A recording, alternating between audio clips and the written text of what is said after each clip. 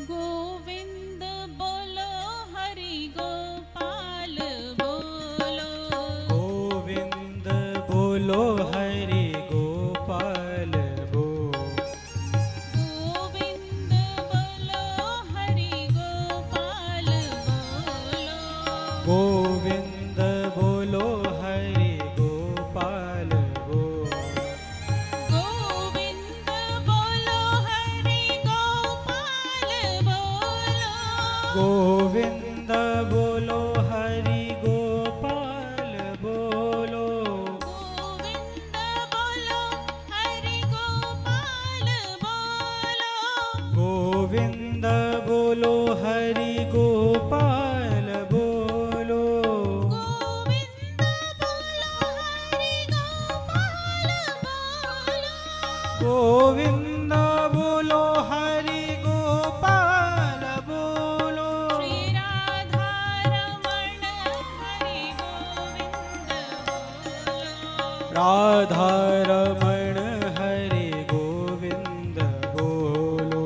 हे राधा रमण हरि गोविंद बोलो। श्री राधा रमण हरि गोविंद बोलो। मिट्टी के मूर्त बन के मत बैठिए। यहाँ कन्हैया से प्रीत लगाने आए हैं। सबको भगवान से प्रेम करना है ना, अपना रिश्ता जोड़ना है ना। तो बैठे बैठे किसी से रिश्ता जुड़ता है क्या? बताओ, बेटी का रिश्ता किसी से जोड़ना है तो कुछ तो करना पड़ता है ना। तो करताल बजा के झूमते हुए गाइए। गोविंद बोलो हरि गोपाल बोलो। गोविंद बोलो हरि गोपाल बोलो। गोविंद बोलो हरि गोपाल बोलो। गोविंद बोलो हरि गोपाल बोलो।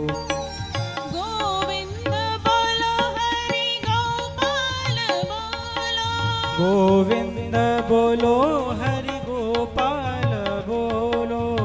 गोविंद बोलो हरि गोपाल बोलो। गोविंद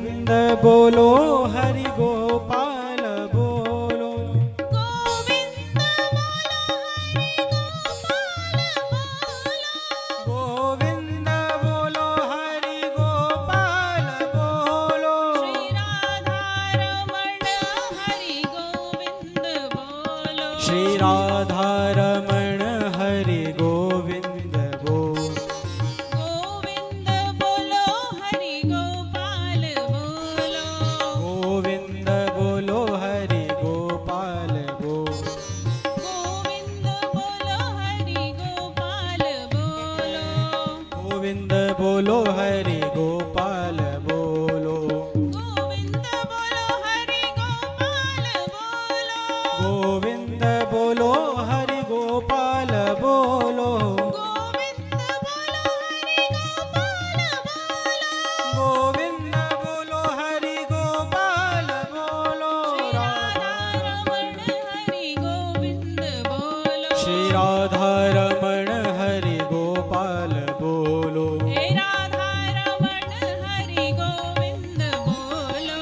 राधा रमण हरि गोविंद बोलो। अगर यहाँ कन्हैया से आप सबने लज्जा की, कन्हैया से लाज आई आपको, तो दुनिया के सामने लज्जित होना पड़ेगा। और जिसने कन्हैया के सामने लाज को त्याग दिया, उसका मान बढ़ा देते हैं कन्हैया दुनिया के सामने। इसने अपनी लाज, अपना मान, सब कुछ त्याग के बेसुध हो करके गाओ। गोविंद बोलो हरि गोपाल बोलो। गोविंद बोलो हरि गोपाल बोलो। हे गोविंद बोलो हरि गोपाल बोलो। गोविंद बोलो हरि गोपाल बोलो। गोविंद बोलो हरि गोपाल बोलो। गोविंद बोलो हरि गोपाल बोलो। गोविंद बोलो हरि गोपाल बोलो। गोविंद बोलो हरि गोपाल बोलो। गोविंद बोलो हरि गोपाल बोलो। राधा रमण हरि गोविंद बोलो। हे राधा रमण हरि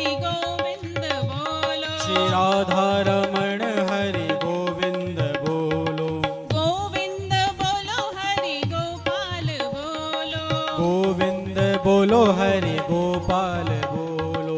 गोविंद बोलो हरि गोपाल बोलो। गोविंद बोलो हरि गोपाल बोलो। गोविंद बोलो हरि गोपाल बोलो। गोविंद बोलो हरि गोपाल बोलो। गोविंद बोलो हरि गोपाल बोलो। गोविंद बोलो हरि गोपाल बोलो। गोविंद बोलो हरि गोपाल बोलो।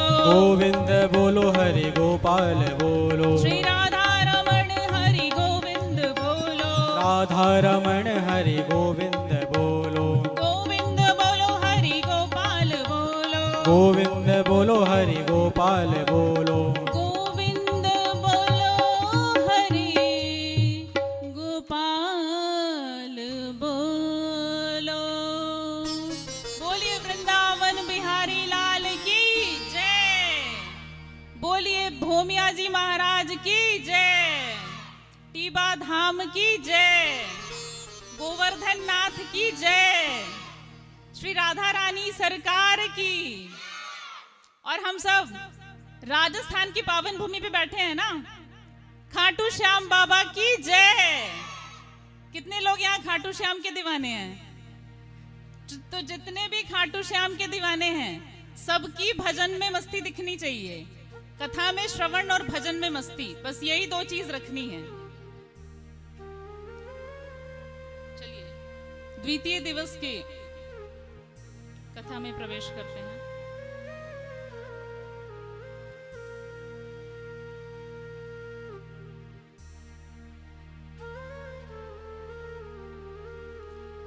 कल हम आप सबने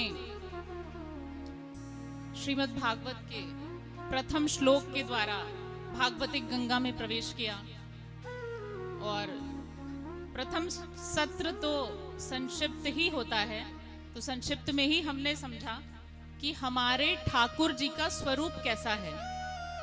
आज हम आगे की चर्चा करेंगे।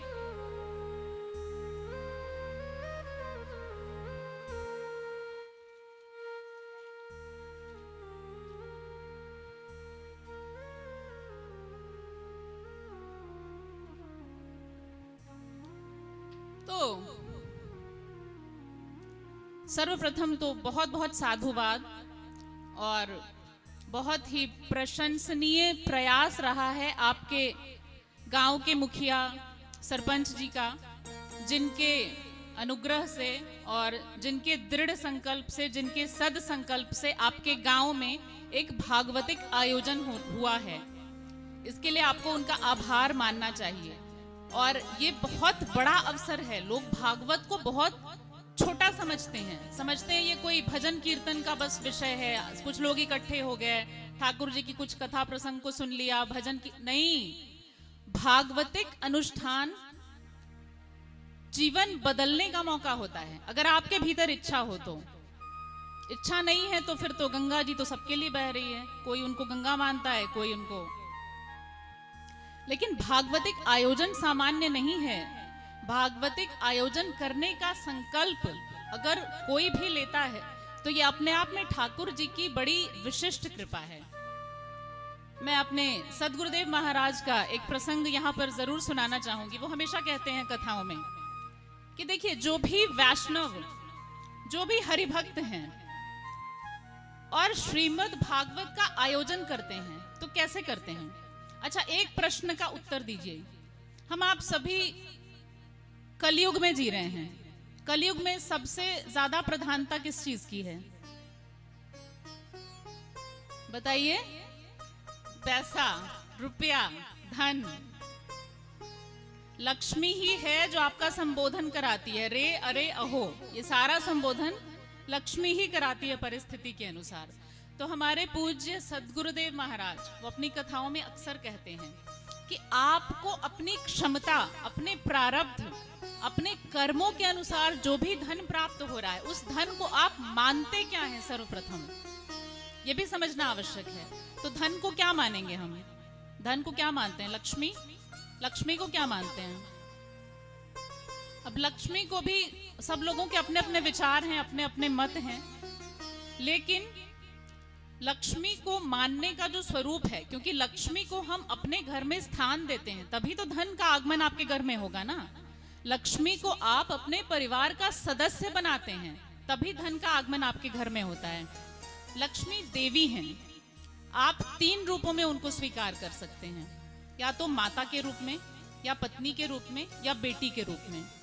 लेकिन जो सर्वोच्च अवस्था है, जिसका प्रभाव सर्वश्रेष्ठ कहा गया है, मेरे पूज्य सदगुरुदेव महाराज ये बात कहते हैं हमेशा कि अगर आपके पास धन आ रहा है, लक्ष्मी आ रही है, तो आप उनको अपनी बेटी के रूप में स्वीकार कीजिए कि महालक्ष्मी आपकी पुत्री हैं, आपकी बेटी हैं, और आपको उनकी देखभाल, उनका संरक्षण भी बिल्कुल वैसे ही आप अपनी पुत्री की देखभाल कैसे करते हैं, बिल्कुल उसी तरीके से करनी चाहिए।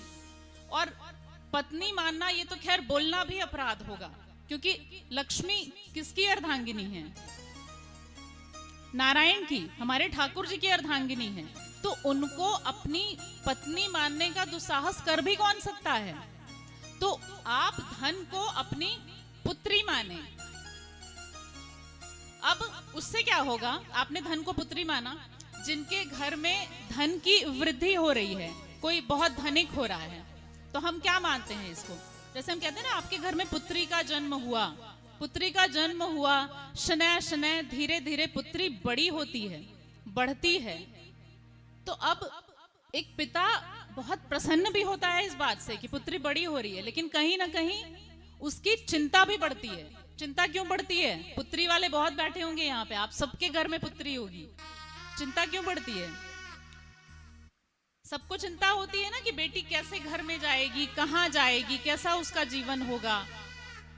अगर आप लक्ष्मी को अपनी पुत्री मानते हैं, ज्यों ज्यों आपकी लक्ष्मी बढ़े, जो माने कि आपकी पुत्री का कि जैसे जैसे उम्र बढ़ रही है, अब आपकी जिम्मेवारी क्या होती है? पुत्री की जैसे उम्र बढ़ती है, आप उनके लिए सुयोग्य वर तलाशना शुरू करते हैं कि कन्या का विवाह अच्छे घर में हो जाए, फले फूले, महारानी बन के रहे। कौन से माता पिता ऐसे होंगे जो ऐसी कामना नहीं करेंगे? सबको चाहिए, क्यों मैया? सही बोल रही हूं? तो उसी तरीके से जब आपके धन की वृद्धि होती है, वृद्धि मतलब बड़ा होना। देखिए, भागवत में सांकेतिक रूप से बहुत कुछ समझाया गया है। मैं हमेशा कहती हूं अपनी कथाओं में कि भागवत में ज्ञान तो है ही, भागवत तो ज्ञान का सागर है, लेकिन भागवत में परतों में छिपा हुआ ज्ञान बहुत ज्यादा है। इन परतों को उघाड़ करके पढ़ना, और जिसको अंग्रेजी में हम कहते हैं ना डिकोड करना, वो आवश्यक है। तो अब जब आपके घर की पुत्री बड़ी हुई, लक्ष्मी की वृद्धि हुई, पहले आप लाखपति थे, अब करोड़पति हो गए, अरबपति हो गए, पुत्री बड़ी हुई, अब उनके लिए सुयोग्य वर का तलाश कीजिए। लक्ष्मी का वर कौन हो सकता है? अरे हमारे ठाकुर जी, और कौन होंगे लक्ष्मी के वर? तो आप जब भी कोई भागवतिक अनुष्ठान का आयोजन करता है, श्रीमद् भागवत कथा का आयोजन करता है, या आप यूं कहिए कि भागवत जी किसी गांव शहर में जाती हैं, तो ऐसा मान लीजिए कि जो भी यजमान इसका आयोजन कर रहे हैं, वो अपने घर की लक्ष्मी का कन्यादान कर रहे हैं। ये कन्यादान ही तो है, श्रीमद् भागवत कन्यादान ही है। श्रीमद् भागवत की कथा आप अपने घर की लक्ष्मी का कन्यादान करके और उनका हाथ ठाकुर जी के हाथों में सौंप रहे हैं। क्या इससे बड़ा पुण्य कोई होगा? क्या इससे बड़ा आनंद कहीं हो सकता है? एक माता पिता के लिए कन्यादान करने से सुंदर आनंद देने वाला क्षण कोई हो सकता है क्या? तो भागवतिक आयोजन सामान्य नहीं है। भागवतिक आयोजन जो करते हैं, उनके प्रति आपको विशेष सुंदर भाव रखना चाहिए, श्रद्धा का भाव, सम्मान का भाव, क्योंकि ये बहुत बड़ा आयोजन है अपने आप में, और बहुत बड़ा अवसर है जीवन बदलने का। तो लक्ष्मी को अपनी पुत्री मानिए, और पुत्री मान करके ही उसका निर्वाह करिए। और जब लक्ष्मी बड़ी हो जाए तो फिर सुयोग्य वर ढूंढ करके श्रीमद् भागवत का आयोजन कराइए, विवाह करवाइए। तो ये एक प्रसंग था, मैंने कहा। अब एक प्रसंग आता है,